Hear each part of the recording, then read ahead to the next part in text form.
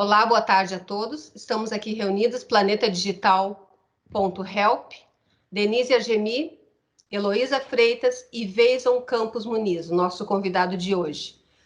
Vamos primeiramente falar um pouquinho do planetadigital.help. Qual é o objetivo, afinal, do planeta? O planeta procura sempre incluir as mulheres no mundo digital e no mundo virtual. Também a gente procura a difusão de notícias relacionadas à tecnologia e à inovação. Mês que vem, em junho, 1 ano de existência do Planeta Digital. Vai ter festa, pessoal. Seguinte, hoje o nosso convidado é Veison Campos Muniz. O nosso tema de hoje é Homens no século XXI. Eu vou ler o breve currículo do Veison.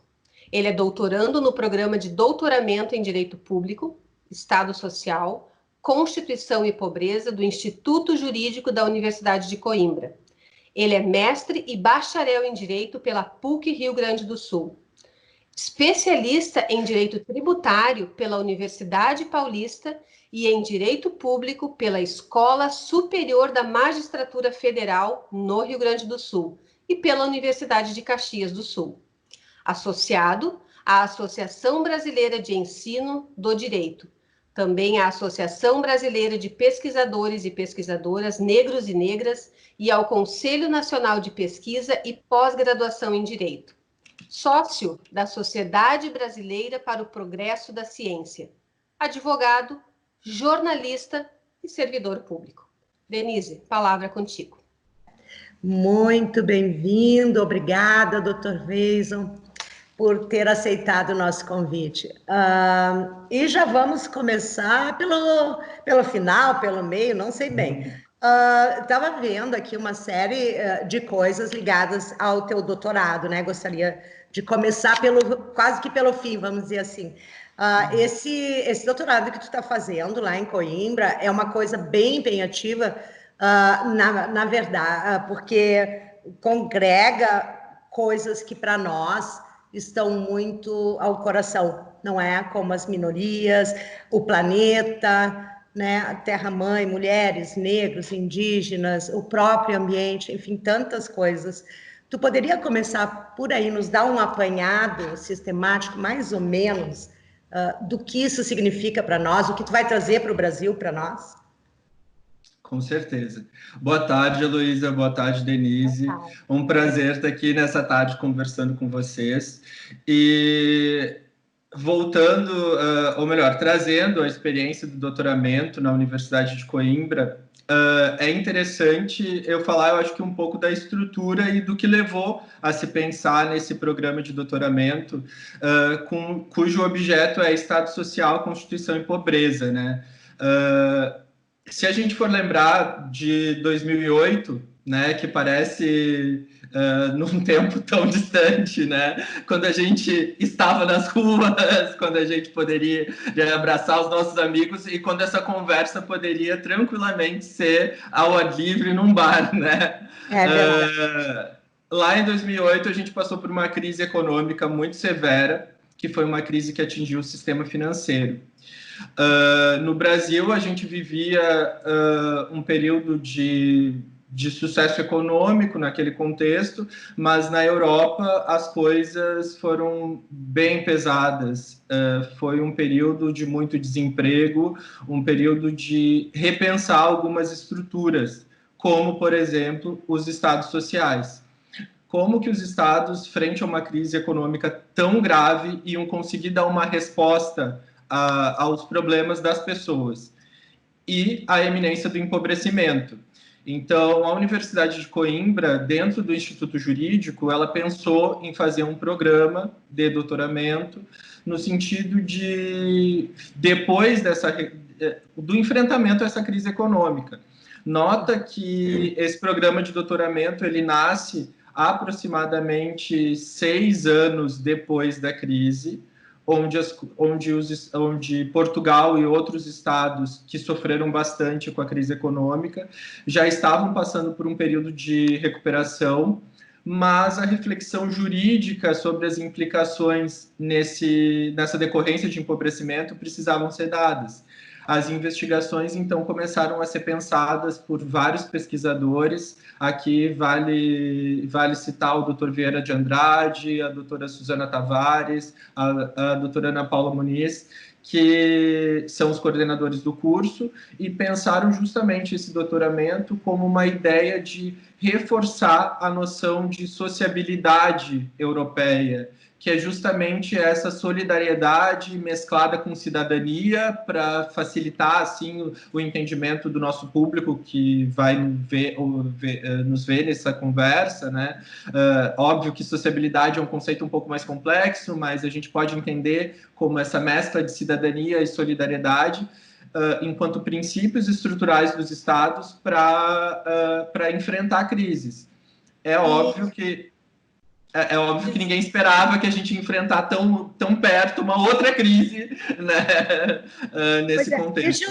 Deixa eu puxar um gancho aqui, né? E também nesse teu contexto, a gente sabe ali, pelo que a gente viu desse doutorado, que tem também, principalmente, a valorização do ambiente, né? Um ambiente sustentável. E aí eu já gostaria de fazer uma pergunta e trazer um pouquinho aqui, né? O Tratado de Paris, que os Estados Unidos saiu, né? O tratado lá de 2015, enfim.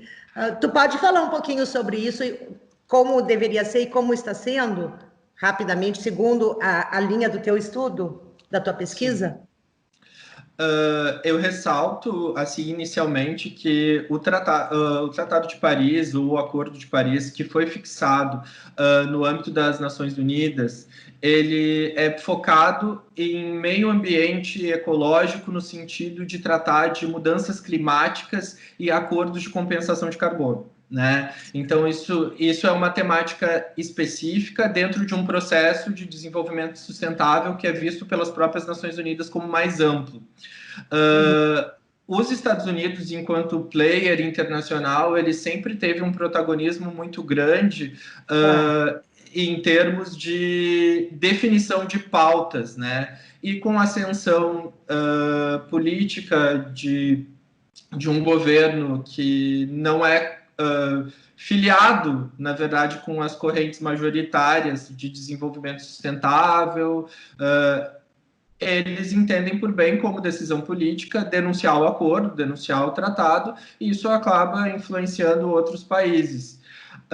Existem algumas pesquisas brasileiras, inclusive, que passaram pelos Estados Unidos. O doutoramento do Dr. Vedi, que é juiz federal, ele fala especificamente sobre o direito das mudanças climáticas, né? Então, não é exatamente o foco da minha pesquisa, mas fica a orientação para as pessoas sempre buscarem esse tipo de conhecimento, sobretudo o conhecimento empírico de quem esteve nos Estados Unidos e também viu o pensamento que levou a isso.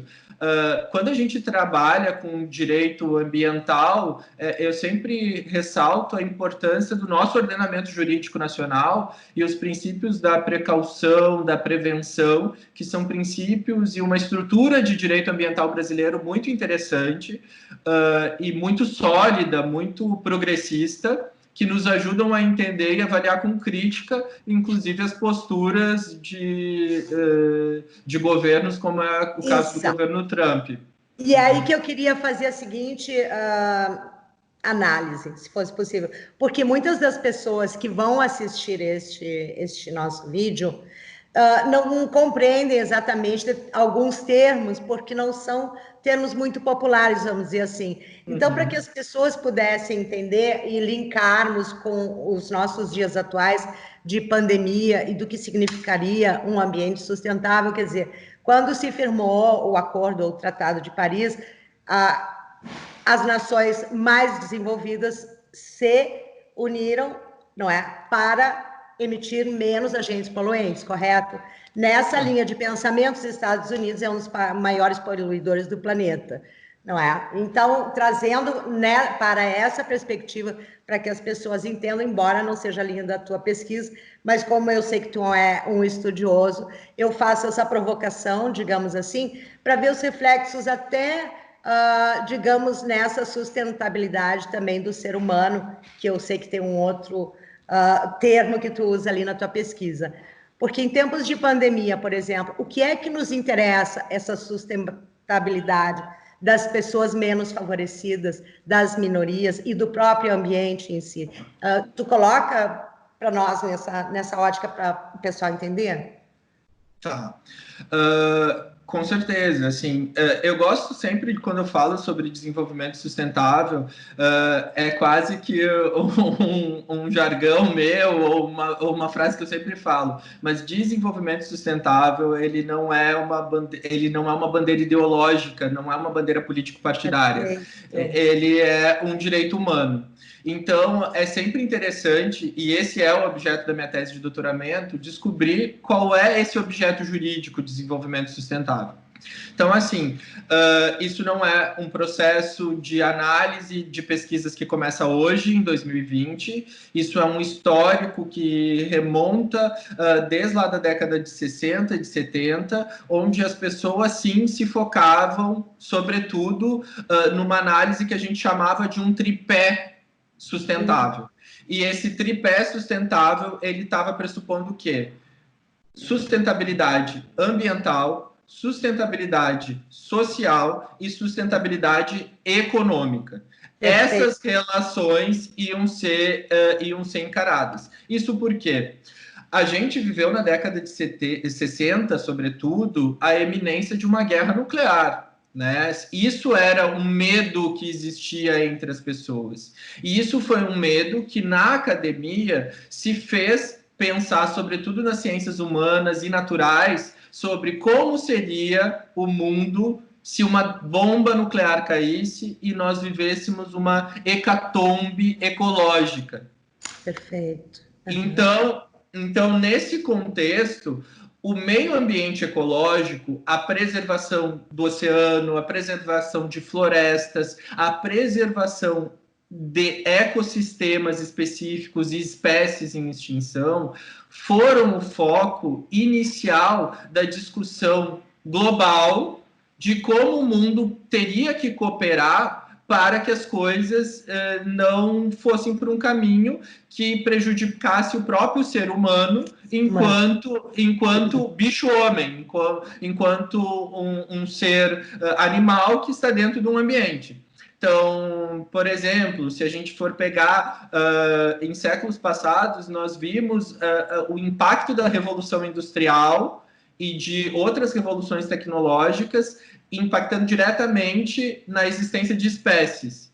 Essa preocupação do ser humano é uma preocupação muito séria, porque o ser humano, ele como ser onívoro, ele precisa do alimento animal. Há várias discussões sobre isso, claro. E também precisa de fontes vegetais, né, que talvez fossem as mais sustentáveis, ou talvez sejam as mais sustentáveis. E isso sempre foi uma preocupação para o agro, para a economia, para a agropecuária e, consequentemente, para a indústria e depois para os serviços, né? Então, assim, tudo isso para dizer que esse tripé, ele sempre esteve muito bem conformado no sentido de que não há que se falar em sustentabilidade se o meio ambiente ecológico está prejudicado. Não há que se falar em sustentabilidade se as pessoas não têm condições econômicas suficientes para tirar proveito dos recursos que estão circulando na sociedade. Não há que se falar em sustentabilidade se a gente não tem minimamente condições equânimes de vida. Óbvio que esse debate evolui e daí a gente chega já nos tempos presentes, onde a gente sempre pensa numa ideia de passado, presente e futuro. Se no passado nós tivemos erros, a gente não deve repeti-los no presente e no futuro.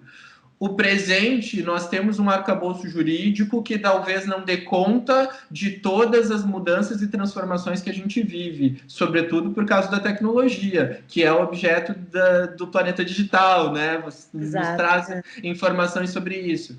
E, consequentemente, alguns autores, o próprio Juarez Freitas, professor da Universidade Federal do Rio Grande do Sul e da Pontifícia Universidade Católica do Rio Grande do Sul, tem uma obra que se chama Sustentabilidade, o Direito ao Futuro, pensando justamente nesse processo de desenvolvimento como algo voltado para as gerações futuras também, né? Eu acho que, indo para a prática, algo que as pessoas veem muito, nós aqui no Rio Grande do Sul, nós sempre tivemos uma grande amplitude térmica, mas o nosso inverno sempre foi um inverno muito seco e muito frio. Hoje, nos últimos anos, julho é um dos meses mais chuvosos. Isso é transformação ambiental. Quando a gente vê a Greta Thunberg lá fazendo um protesto dizendo eu quero ter o direito ao meu futuro, uma jovem de hoje 14 anos, eu acredito. Acho que ela está com 14, 15, né? Pedindo para que as lideranças mundiais, e o melhor, sendo ouvida, né? Pedindo e sendo ouvida por grandes lideranças mundiais de que o futuro não é de vocês que estão aí tomando as decisões políticas hoje. O futuro é das gerações futuras. Eu sempre gosto, assim, é óbvio que a Greta, ela é a ponta de um iceberg de luta por não silenciamento de uma menina, né? Isso é muito interessante, porque isso é um componente de desenvolvimento sustentável. Equidade de gênero e equidade intergeracional. Então, desculpa, quero interromper um pouquinho. Puxando, falando desse guarda-chuva, do direito ao futuro, do livro, né, do professor Juarez, é na mesma linha também o futuro e o atual presente também de parte das populações em situação de vulnerabilidade, não é? Como mulheres, negros, indígenas, enfim, esse guarda-chuva que tu falava antes, né, dos direitos humanos, e que justamente não é algo partidário, não é? Ele vai ter uma espécie de desencontro, de choque, não desencontro, de choque, com o momento, por exemplo, nós estamos vivendo atualmente, não é? O momento da pandemia. Como é que essa tua pesquisa relativamente às pessoas, aos seres humanos, às desigualdades existentes e o enfrentamento dos países frente a essa pandemia, com todas essas especificidades, qual é a visão da pesquisa com relação a essas pessoas, aos grupos vulneráveis? Eu acho que é sempre importante a gente retomar alguns conceitos chaves e algumas análises que já foram feitas por pesquisadores previamente. Então, eu gosto sempre de dizer assim, a gente tem um marco de declaração do desenvolvimento sustentável como direito humano inalienável, que é 86, com a Declaração da ONU sobre Desenvolvimento.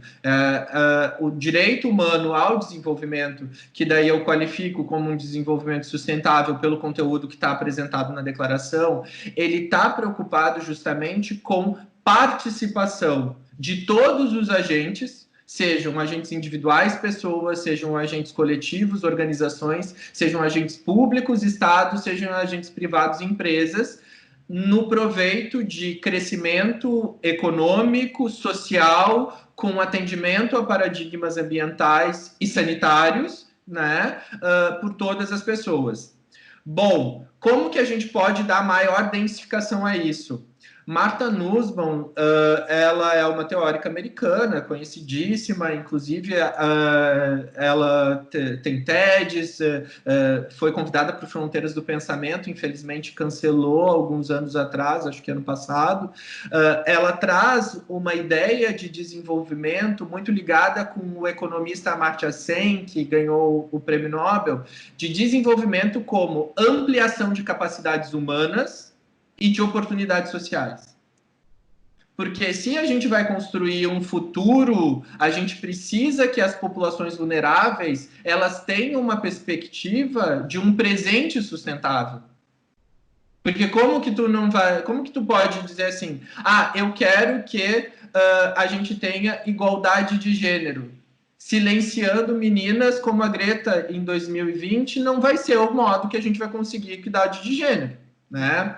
Como que eu quero que mais de 50% da população brasileira que é preta ou parda, que é negra, como que a gente quer um país sustentável se a gente está matando as nossas crianças, como o João, de 14 anos, João Pedro, de 14 anos, que morreu que foi morto pelo Estado, né? Dentro de casa, né? Estava em casa, né? Dentro de casa, a casa alvejada com mais de 70 tiros. É esse o ponto de sustentabilidade. Para a gente ter um futuro sustentável, a gente precisa ser sustentado com as ações do presente. Não tem como a gente fazer um futuro diferente se a gente está cometendo reiteradamente erros no presente. Eu acho que isso... Eu entendi isso que tu está dizendo.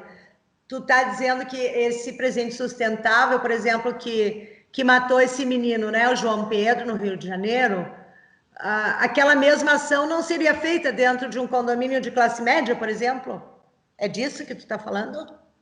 É disso que eu estou falando, no sentido de que, para mim, nas minhas pesquisas, já pesquiso há quase 6 anos desenvolvimento sustentável, não há processo de desenvolvimento sem enfrentamento de desigualdades estruturais dentro da sociedade. Então, é esse o ponto que a gente pega. Numa sociedade, se a gente tem desigualdades estruturais que levam à morte de crianças, porque, infelizmente, o João Pedro é o exemplo da semana. A gente tem diversos exemplos numa retrospectiva, porque, infelizmente, a gente está naturalizando dentro da sociedade brasileira, em específico, a morte de aproximadamente 30 mil jovens negros, como se fosse algo que não tivesse um impacto na sustentabilidade social do país.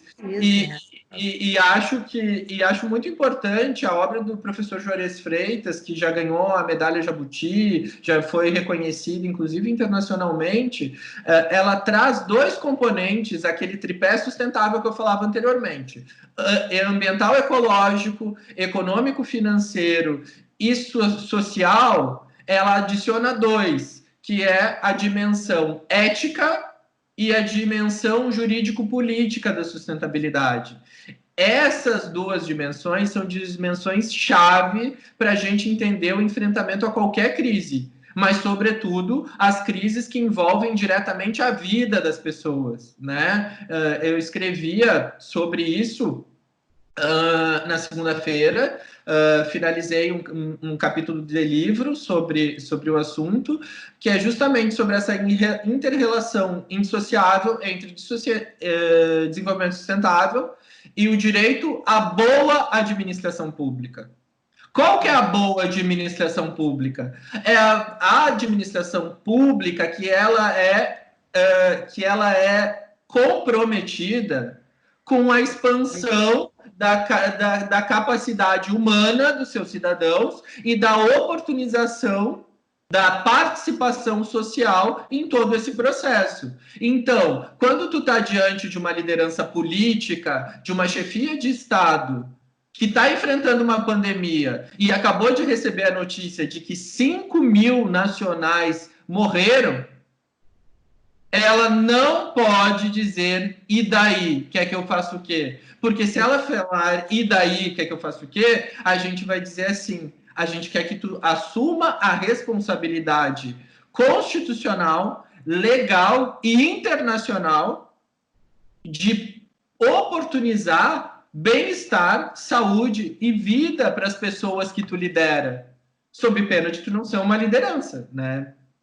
Então, eu acho que as coisas caminham nesse sentido. Bem, enfim, há diversos aspectos e esse eu considero que seja um dos mais importantes, a preservação da vida e a eliminação de todas as desigualdades, né, de gênero, de raça. Mas eu queria te trazer agora para um outro viés. Nós sabemos que o Dr. Weison também é escritor, que o Dr. Weison é cinéfilo, além de pesquisador, de doutorando, professor também na universidade. Poderia falar para o Planeta Digital o que é essa estratégia de desenvolvimento artístico e com relação à arte? Pode falar um pouquinho sobre esses livros, sobre, enfim, essa tua produção literária aí, em parceria com outras grandes personalidades brasileiras que eu sei. Eu fico muito feliz de poder, na minha vida acadêmica e profissional, congregar os meus hobbies e os meus prazeres de vida junto com o que eu desenvolvo em termos de pesquisa. Então, quando eu ainda estava no mestrado lá na PUC, o saudoso professor Ricardo Aroni, expoente da teoria do caos no direito civil, que nos deixou estupidamente, brevemente, por uma doença estúpida, que é o câncer, né? Ele sempre desenvolveu um trabalho de desconstrução e de oxigenação do direito, sobretudo, em especial do direito civil, a partir dessas manifestações artísticas amplas. Eu não posso falar sobre a minha produção sem falar da influência que eu sofri desse professor que nos deixou, sobretudo porque eu nem era do direito civil, nunca fui. É do direito tributário, né? À época eu era do direito tributário, pesquisando direito tributário, mas eu olhava lá aquele professor cabeludo com aquele bando de gente desconstruidora, falando sobre cinema, falando sobre arte, e eu dizia, eu quero dar um jeito de participar disso aí também. Então, nessa época, eu conheci uma grande rede de pesquisadores de todo o Brasil que trabalham com direito e arte. Sigam o Instagram, Arte e Direito Brasileiro. Seguiremos. Então, tive a oportunidade de conhecer a professora Exilda Mello, que capitaneia uma mulher genial, historiadora, artista, feminista, criminalista de mão cheia, enfim. Tive a oportunidade de conhecer a professora e outros professores, o professor Willis, que organizam muitas obras coletivas.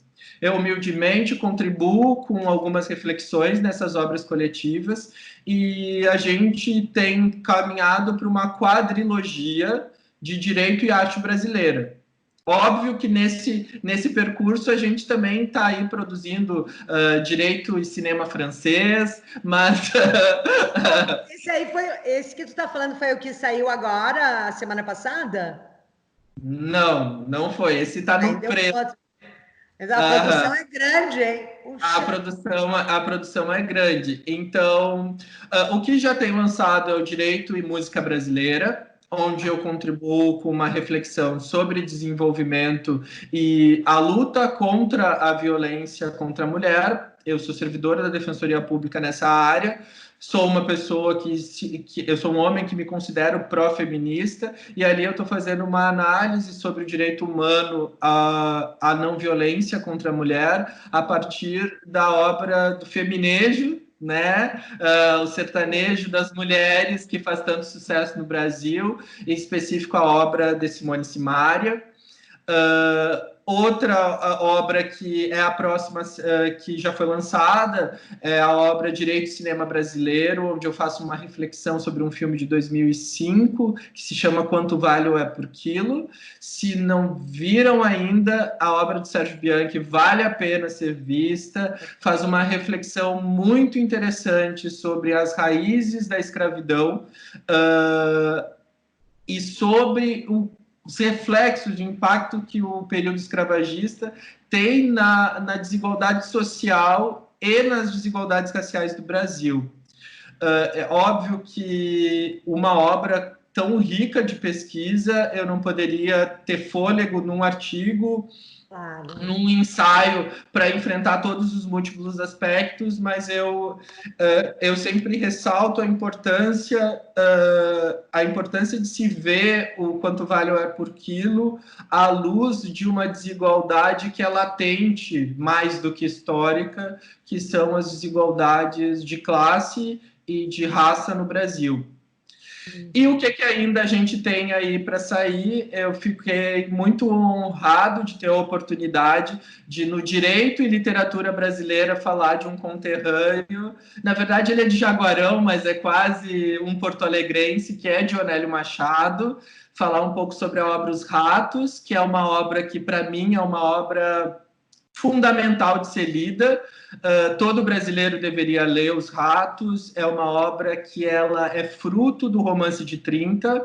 Às vezes a gente só lê Érico Veríssimo e Jorge Amado. Eu sempre digo, vamos ler Dionélio Machado. Ah, que bom, vamos saber, vamos anotando. Nós estamos aprendendo muito com essas nossas entrevistas, sabe? Vamos ler Dionélio Machado. Os Ratos é um livro que fala sobre a pobreza e fala sobre aspectos psicológicos da pobreza. Dionélio Machado foi um psiquiatra radicado em Porto Alegre, trabalhou trabalhou no Hospital São Pedro. A vivência dele, sobretudo a prisão dele na década de 30 por ser comunista, né? Foi parte da obra, foi escrita ali no cárcere, e é muito interessante a gente ver como o cotidiano de uma pessoa simples, um funcionário público paupérrimo, cujo problema é quitar a dívida com um leiteiro, fala tanto sobre o Brasil de 2020, onde os funcionários públicos não têm poder de compra em sua maioria, sofrem ataques todos os dias de um Ministério da Economia que o identifica eles como parasitas e diz que tem o privilégio de não ser demitido, quando, na verdade, nós temos diversos servidores públicos em situação de pobreza, né? E sem condições nenhumas de trabalho. Eu gosto sempre, nesse período de pandemia, já tive a oportunidade de outras conversas pontuar isso, que nós temos professores, milhares de professores, milhares de técnicos de enfermagem na linha de frente do enfrentamento à Covid, que não ganham pouco, ou melhor, que ganham um pouco mais que o salário mínimo, que não ganham R$ 1.500. Isso é um absurdo, e isso não é parasitismo. Isso é a luta. A luta que Boaventura de Souza Santos, a luta que Hernandes Flores sempre falaram por direitos humanos. Porque são pessoas que, de um lado, dos professores estão tentando dar e prestar o direito à educação para nossas crianças, e do lado de técnicos de enfermagem, de garis. É óbvio, nós temos que aplaudir os médicos, mas nós temos que aplaudir os garis que tiram os nossos lixos das nossas casas. Nós temos que aplaudir os nossos técnicos de enfermagem que estão lá, às vezes tirando uma temperatura, às vezes aplicando uma vacina para as pessoas, efetivando o direito à saúde. Esse é o tipo de funcionário público que o Naziazeno dos Ratos era e que não tinha dinheiro para pagar o leiteiro. Deixa eu dizer uma coisa. Outro dia aí, algumas semanas atrás, nós entrevistamos a doutora Deise Benedito. E ela falava, claro, né? Ela falava justamente disso também, porque a nossa conversa era muito sobre racismo, principalmente, mas sempre com recorte de gênero também.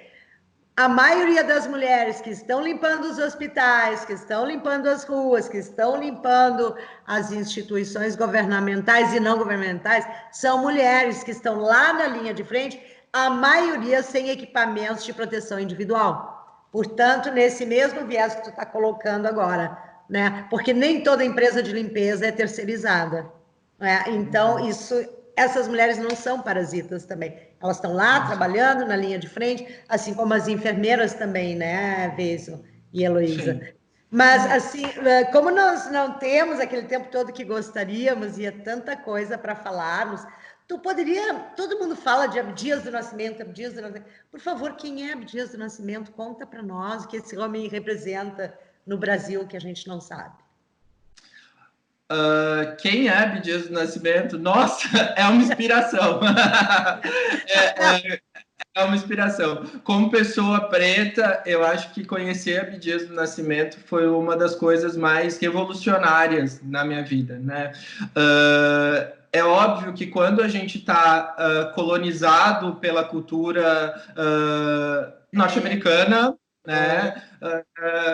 norte-americana, europeia, sobretudo na nossa mídia, a gente, enquanto pessoa negra, a gente se volta muito a conhecer personalidades que são trazidas, né? E bem trazidas, em nenhum momento isso é uma crítica. Ontem mesmo eu falava... É uma realidade. Ontem mesmo eu falava com uma grande amiga minha, da Denise também, a Magda Prates, advogada criminalista negra maravilhosa. A gente conversava e eu dizia... como eu fui influenciado e bem influenciado por personagens policiais, investigadores, interpretados pelo Denzel Washington e pelo Morgan Freeman nos anos 90. Eu não tive... foi uma influência positiva, porque eu pude me ver como um operador do direito através daquilo, né? E isso foi uma influência. Eu queria ter conhecido Abdias. Então, fazendo... Vamos a quem foi Abdias. Eu sempre digo assim, quando eu vou falar de Abdias, que é uma responsabilidade, né? Trazer essa informação para pessoas que não têm. Ele foi um homem que foi um ativista, que foi um produtor de conhecimento, que foi um artista e que foi um político. Essa multiplicidade de papéis em nenhum momento conflitaram. Se a gente for ver alguns debates que a gente tem hoje no Brasil de 2020, parece que as pessoas precisam se colocar com argumentos de autoridade. Pois bem, Abdias do Nascimento, ele criou argumentos a partir da sua vivência. Então, a gente está falando de um cara que nasce na década de 10 do século passado, que vai ter uma infância, obviamente, como todas as pessoas negras do país, e na década de 10, difícil, mas que consegue romper um ciclo de pobreza com a educação. Ele se gradua em economia, algo que com certeza... Oi? Impensável para aquela época, principalmente. Exato, em 38 se forma em economia, e ele olha, e apreciador das artes, ele olha para o teatro, e daí na historiografia vai dizer que ele via algumas regras do teatro que diziam que o negro ele não deve ser colocado como protagonista. E ele rompe essa regra e cria o Teatro Experimental do Negro. O Teatro Experimental do Negro, entre a década de 40 e a década de 60, ele deu visibilidade para a produção de peças e leitura de textos clássicos. Inclusive, tem no livro Direito e Teatro Brasileiro, eu falo sobre Abdias, falo sobre o Teatro Experimental do Negro e tento fazer um link com minha pesquisa de desenvolvimento sustentável. Espero ter conseguido. Acaso, tu não teria aí só para a gente ver as capas desses livros que tu estás falando? Se tiver à mão, né? Não quero criar dificuldade também. Eu tenho eles, não pode mas... mostrar? É feio? Não, pode mostrar. Assim, 2 deles estão lançados, 2 não estão. Né? Certo. Então, os que não estão lançados eu não tenho capa porque os artistas ainda não fizeram as capas. Sim, não está pronto o boneco do livro ainda. Eu acho que lembrei o nome da palavra. É o boneco.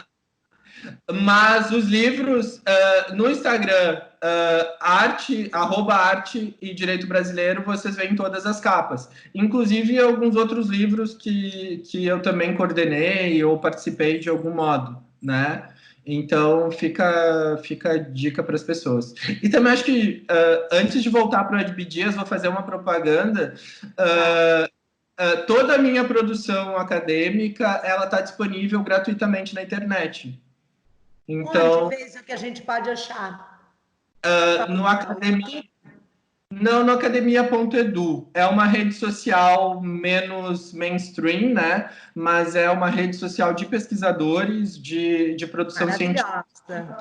E toda a minha produção, seja acadêmica mais formal, como a dissertação de mestrado, os artigos científicos, quanto os capítulos de livro, poesias, outras coisas que eu faço. A parte mais, quando eu era professor, também tem ali algumas apresentações.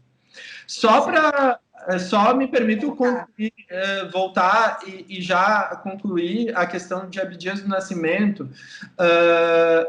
O Teatro Experimental do Negro deu visibilidade ao protagonismo de mulheres e homens negros numa época em que o teatro brasileiro e quiçá o teatro mundial não estava muito interessado em ver a pessoa negra fora dos papéis sociais que são destinados a elas. Então, isso já seria um marco muito importante. Só que, enquanto pesquisador do direito, para mim é muito sensível que a campanha política e a militância política do Abdias do Nascimento fez com que ele organizasse a Convenção Nacional do Negro, que impactou diretamente na formulação dos textos de criminalização legal do racismo e de equiparação racial na Constituição de 46. Isso é importantíssimo. Isso é importantíssimo. E isso, poucas pessoas na vida conseguem impactar tão grande em duas constituições num Estado. Porque em 88, na verdade, em 86, se fez outra Convenção Nacional do Negro, Abdias estava lá, e Abdias estava lá lutando pela manutenção e pela ampliação de equiparação racial no Brasil. Então, ele influencia na Constituição de 46, é jogado num exílio por causa da ditadura militar e por causa do incômodo que seria ter um negro em movimento no âmbito de um governo ditatorial. Claro. Nos Estados Unidos faz vasta produção acadêmica sobre genocídio da pessoa negra, sobre estereotipificação das pessoas negras, objetificação das pessoas negras e o papel de produção de conhecimento do negro. Volta para o Brasil com a redemocratização, vai lá e encabeça a luta por equidade racial na Constituição de 88. Ele tem uma trajetória política, vira deputado federal, vira deputado estadual, e se a gente tem os debates... São Paulo? Rio de Janeiro. Rio de Janeiro, desculpe.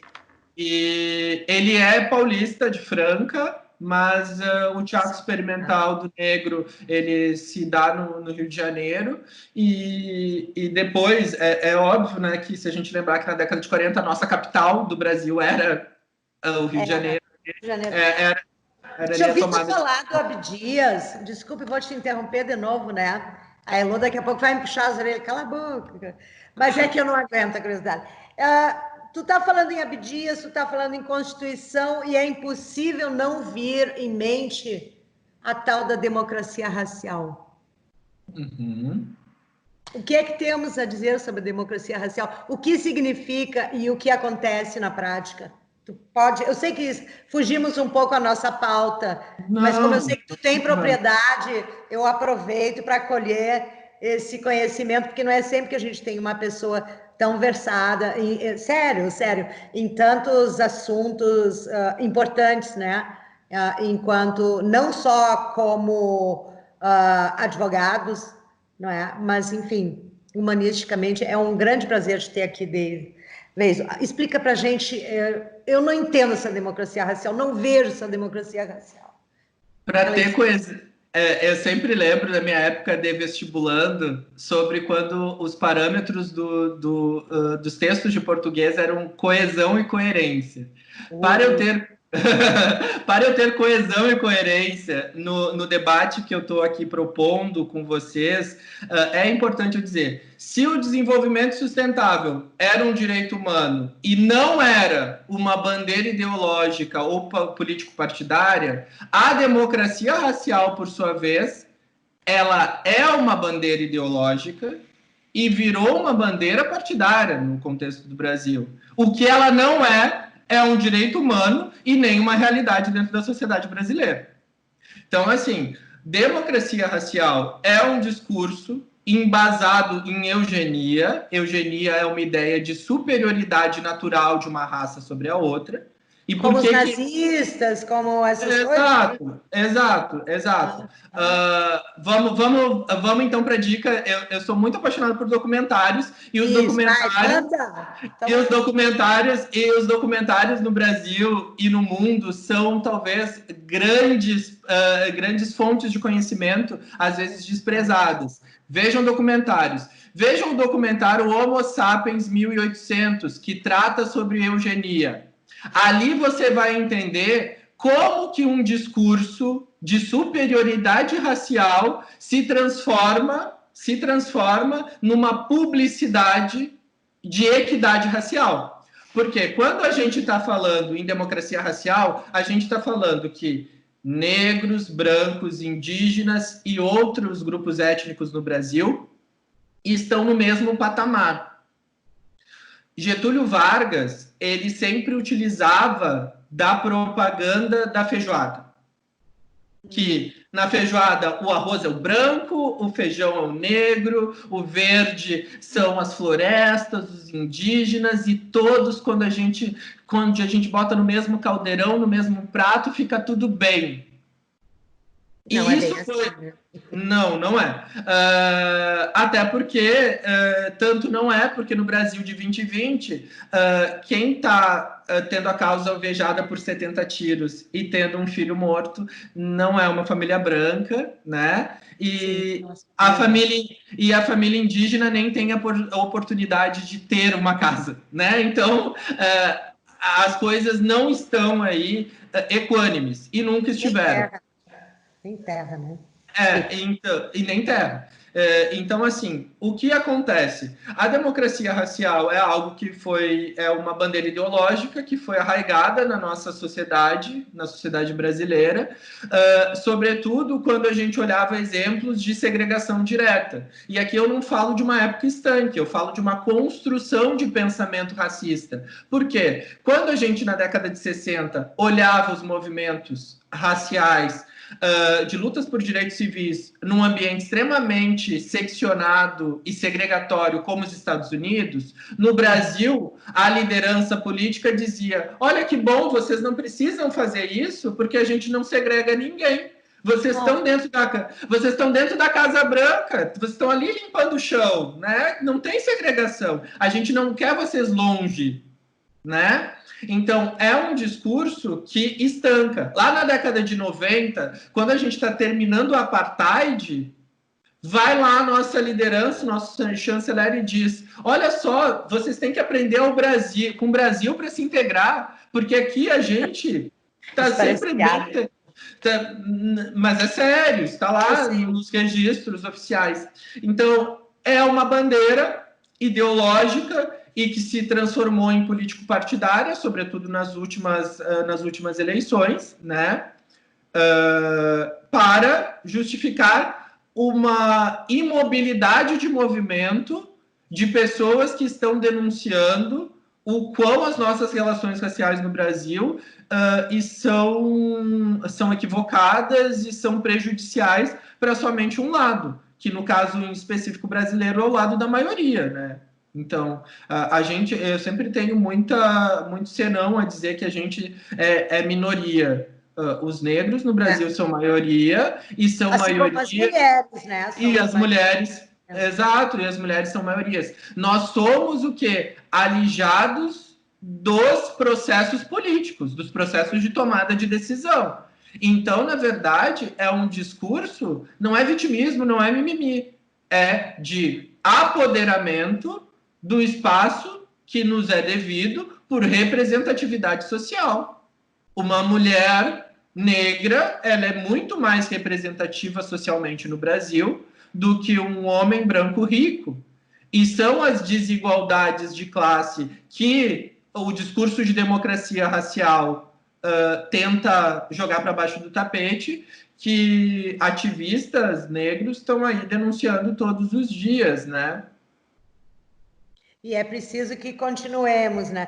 Vejam, nós gostaríamos de falar, eu gostaria de falar sobre a lei, né? O projeto anticrime aquele, a lei, enfim, não dá tempo. Mas, e antes de passar para a Heloísa, se tu não te importares, tu poderia dizer rapidamente para nós, desculpe a exiguidade do tempo, né? É que nós temos um limite máximo de 1 hora, e daqui a pouco, quando ver, já detalhezinho, nós temos outro. O que significa, etimologicamente, e claro, né, o quilombola? O que é quilombo? O que é quilombola? E o que é aquilombamento? Por favor, explica isso para gente, em palavras que uma criança de 6 anos possa entender. Quando a gente está num ambiente hostil, a gente busca um espaço seguro, né? Um exemplo de ambiente hostil é tu viver uma vida tranquila, uma vida pacata dentro da tua realidade e ser abruptamente tirado dela, jogado dentro de um navio, lá sofrer todo tipo de abuso físico e castigo, todo tipo de violência psicológica, ser desumanizado, não conseguir dialogar com as pessoas que estão do teu lado porque falam outra língua, ser jogado numa terra nova, doente, e ter que trabalhar 24 horas por dia. Essa era a realidade do crime contra a humanidade que se constituiu num sistema escravagista nas Américas.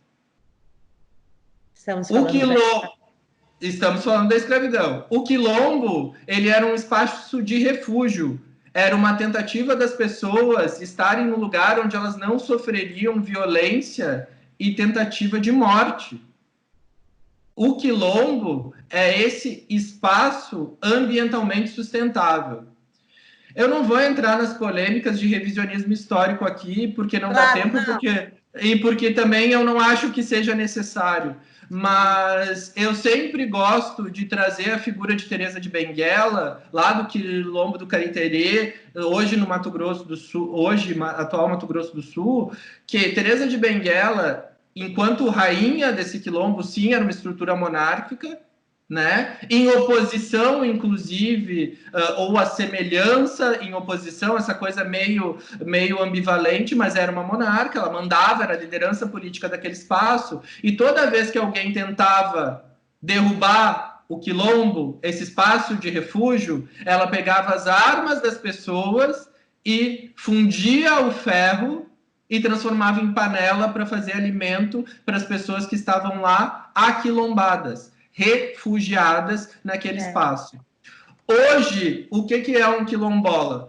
O quilombola é a pessoa que vive a ancestralidade diretamente porque ela ainda está naquele espaço dos quilombos que a gente teve ao longo do tempo. O quilombola, ele é esse exemplo hoje presente de ancestralidade. Ele está vivendo ainda naquele espaço.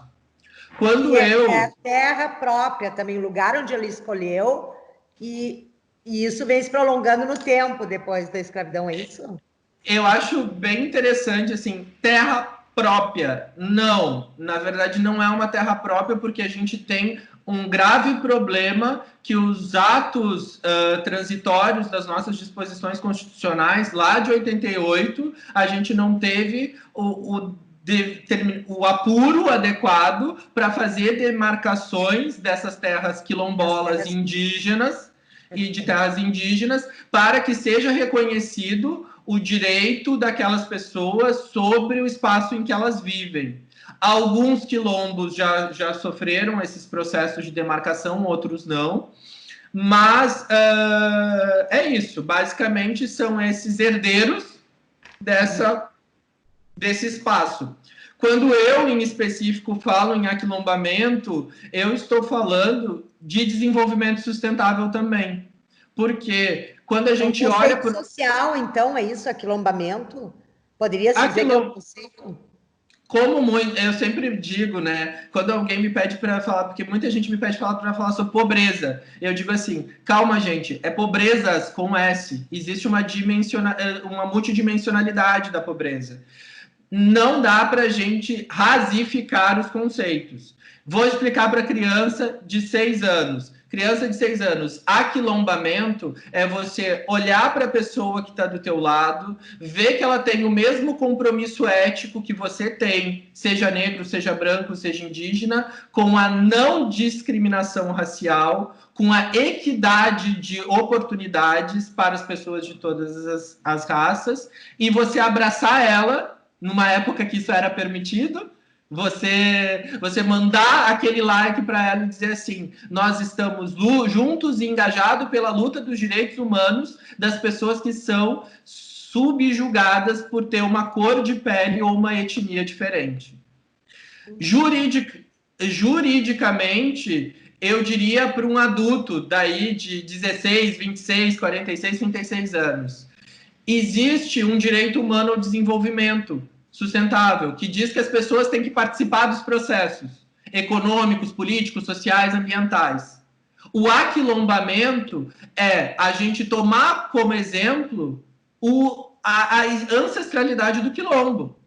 No quilombo era um espaço sustentável. Se hoje, em 2020, eu preciso criar um espaço sustentável, me aquilombar é justamente estar lutando por esse espaço onde vai ter equidade de gênero, de raça, de orientação sexual, de todas dessas congregações, que na verdade nada mais é do que diversidade. Não existe, e daí aqui é importante dizer, não existe desenvolvimento sustentável sem diversidade, e não existe desenvolvimento sustentável sem se criar espaços de segurança para que as pessoas possam viver a diversidade. Então, se aquilombar é isso em sentido mais amplo, é essa parceria que é estabelecida entre pessoas que estão comprometidas com ideais éticos. Puxa vida, Weison, antes de eu te encaminhar para a Heloísa, eu sempre lembro de uma outra coisa, né? Mas prometo que vai ser a última, porque nós temos que marcar uma outra entrevista, porque o tempo realmente é muito pouco para tudo que a gente gostaria de saber, né, com relação ao desenvolvimento sustentável. Eu não sei se tu ainda faz parte lá da Comissão Especial da Igualdade Racial da OAB do Rio Grande do Sul, mas eu sei que quando tu estavas, enfim, um determinado projeto lá que fizemos, um e-book. Então, antes de eu te passar para a Elô, fala um pouquinho qual era o objetivo desse e-book que foi lançado, enfim, e se atendeu àquilo que se esperava. Enquanto eu tive uma parceria mais próxima com a Comissão Especial da Igualdade Racial da OAB do Rio Grande do Sul, foi desenvolvido todo um projeto, inclusive de uma ideia inicial da doutora Denise, que me entrevista hoje, sobre nós darmos visibilidade para personalidades negras que não eram tão conhecidas assim do público. Esse projeto foi organizado por mim e pela presidente da comissão referida e gerou como produto duas coisas que até hoje foram experiências, talvez as experiências mais marcantes assim, da minha vida. O que era o e-book? O e-book Reconhecendo Histórias Negras, ele se propunha a dar visibilidade em 5 eixos para personalidades negras que, como eu acabei de referir, não eram tão conhecidas. Então, se fez uma pesquisa, se fez um levantamento de fontes confiáveis, científicas, sobre a historiografia dessas pessoas, e se entregou na mão de 5 artistas extremamente talentosos a missão de fazerem desenhos, bustos dessas pessoas. Então, a gente transformou, como eu disse, toda a minha produção acadêmica, ela é disponível abertamente na internet para as pessoas. Eu gostaria de ter a oportunidade de também disponibilizar para as pessoas que não têm internet, ainda não consigo fazer isso hoje, mas para todos que têm acesso à internet, têm acesso à minha produção. O Reconhecendo Histórias Negras também está de acesso aberto para todas as pessoas. Eu tenho uma relação muito ambivalente assim, com essa questão de mercantilizar conhecimento, né? Então, eu acho que as pessoas elas precisam ter acesso à informação de qualidade e, humildemente, acho que o Reconhecendo Histórias Negras é informação de qualidade sobre a história de vida e o legado de personalidades negras, muitas delas falecidas, muitas delas vivas, que estão aí movimentando e mostrando que o lugar do negro não é no papel de bandido numa novela, que o lugar do negro não é o tráfico de drogas, que o lugar do negro não é varrendo o chão que as pessoas passam, né? Então, nesse momento, a gente mostra pensadores das mais diversas áreas do conhecimento, das ciências, do direito, da economia, da política, da medicina, uma multiplicidade de pessoas pretas que estiveram presentes em diversas áreas. E de diversos países, né? Diversos, de todo mundo. Não só brasileiros, né? E isso culmina numa exposição de arte que aconteceu no Novembro Negro, que teve a minha curadoria e que foi uma experiência coletiva, uma experiência de muita dedicação. Todo mundo que acordou cedo, a Denise estava lá às 6 horas da manhã, montando exposição, viu? E eu sempre Tantas digo... outras colegas também que não estão aqui hoje, né? Exatamente. Então, vamos dar nome aos bois, né? Isso, dá nome aos bois. Muito obrigado, Magda Prates, muito obrigado, Magda Prates, Cláudia Taide, Letícia Santos, da Rosa, todas as colegas que tiveram lá, todo o grupo do Ileuá, a vereadora de Porto Alegre, Karim Santos, todo o pessoal do coletivo Alicerce. E assim, gente, por que foi uma experiência tão marcante na minha vida? Não é por causa de uma curadoria de uma exposição de arte, mas também é.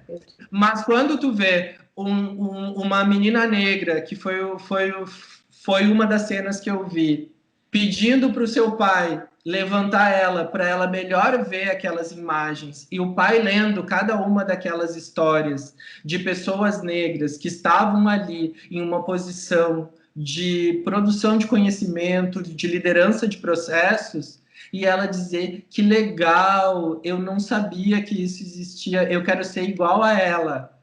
Isso é muito genial.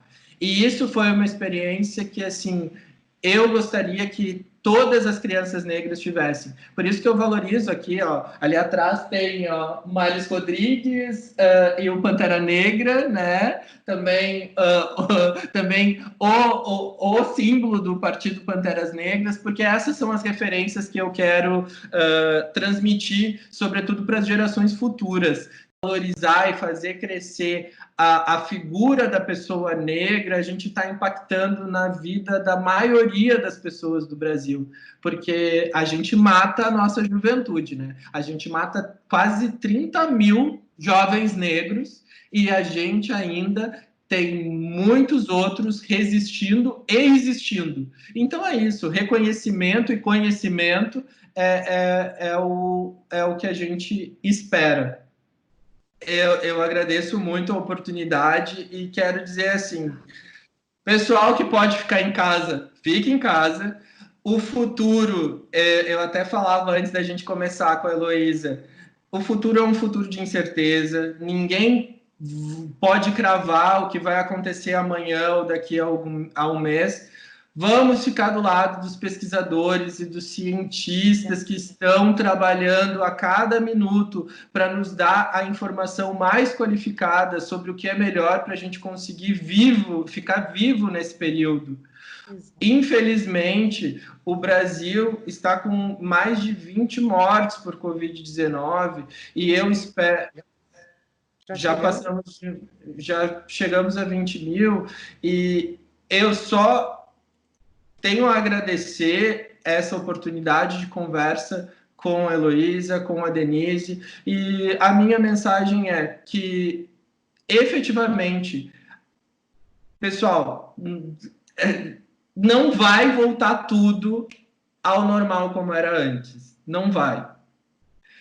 Pode ser que no futuro a gente consiga ter um futuro bem parecido com o que era antes. Mas o prognóstico que a gente tem hoje é um prognóstico de tempos muito difíceis, economicamente, sanitariamente, em termos de saúde.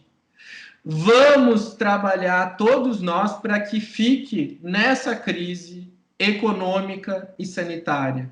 Não vamos cair na armadilha de termos uma crise social e política também. Perfeito, perfeito. É isso, gente.